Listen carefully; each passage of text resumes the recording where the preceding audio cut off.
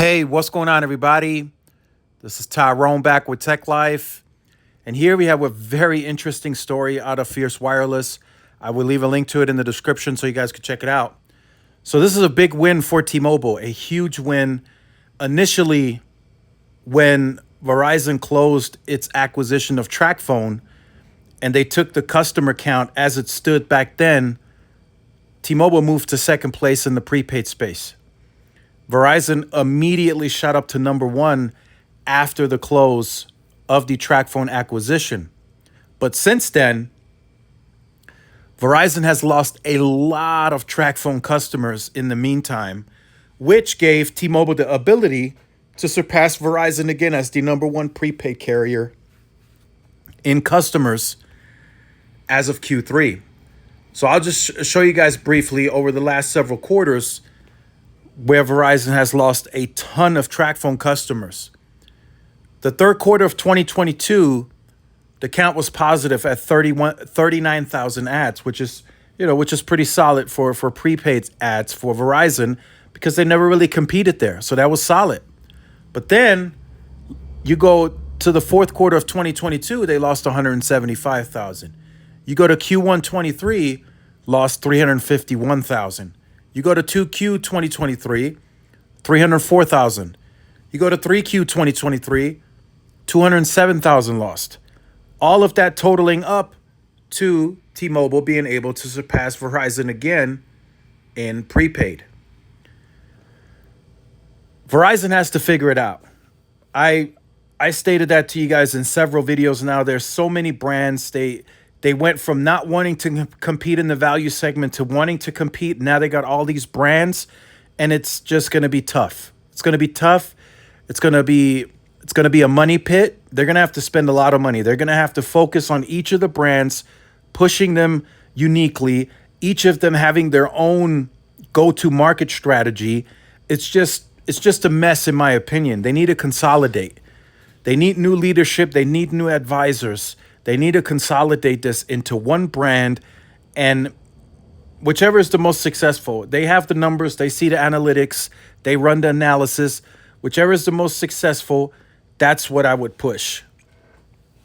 You don't need all these brands. They got Straight Talk, they got TracFone, they got Total by Verizon, they got Visible, and I'm sure there's some other ones out there still too. So that's not going to work.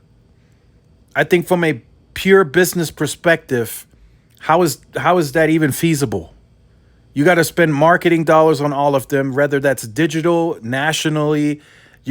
Some of them you have to go into retail, and they're using Total by Verizon to go into retail.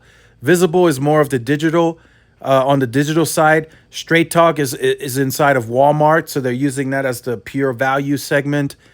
But essentially, they all fight for the value customer.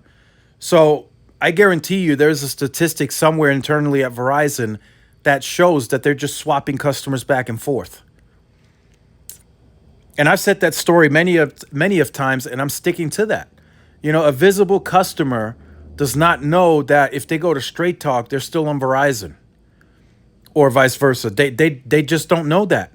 If they walk into a Total by Verizon store coming from Visible, they don't know that they're going, to the same company. A lot of people don't keep track of it like that. And same with TracFone. The TracFone customer has no clue if they go to Visible that it's still Verizon. They don't know. The average consumer just does not know. But for T-Mobile, again, Metro by T-Mobile is a great brand. They have T-Mobile by prepaid or T-Mobile prepaid. They don't really push that. Their go-to market is Metro by T-Mobile. They have a marketing message, a go-to market with the yada yada, and that's what they're pushing. And I think that's efficient. It works, and it keeps them competing. They compete there. They grow the prepaid space. They move a ton of customers from prepaid to postpaid. It's just a great working strategy. They really don't need any more brands. I think they're getting Mint Mobile, if that gets approved. I think they're just getting them for the digital aspect and the marketing aspect. They're looking to learn. I think eventually they will try to integrate that customer too from Mint Mobile to postpaid, or maybe consolidate. Who knows? Eventually that could come. But for now, The story: T-Mobile surpasses Verizon as the biggest prepaid carrier in the United States. And soon, members, stay tuned. I'll fill you guys in. And soon, with time, we may get a similar story like this on the postpaid side. So make sure you guys stay tuned for more. Like, share, subscribe, follow my social media outlets. This is Tyrone with Tech Life. See y'all in the next one. Peace.